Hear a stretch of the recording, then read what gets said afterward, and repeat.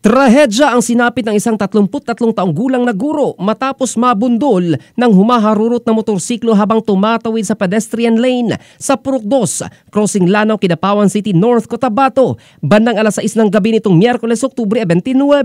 Kinilala sa ulat ng pulisya ang biktima na si Jiconi Joyce Paler, guro ng USMKCC at residente sa nasabing lugar. Batay sa ulat, galing umano siya sa pagja-jogging at bumili lamang ng gatas para sa kanyang anak ng aksidenteng mabundol ng motor na minamaneho ng isang Christian kurator, 23 taong gulang na residente rin ng lungsod.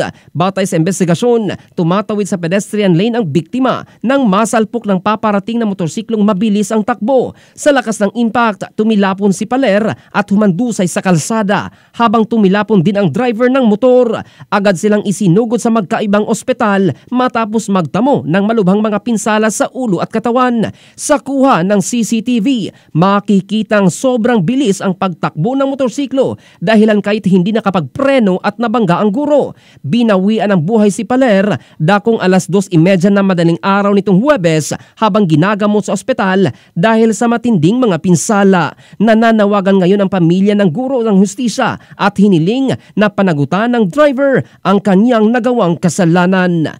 In the heart of changing lives, ito si Jofel Candado ng Brigada News Philippines, the Music and News Authority.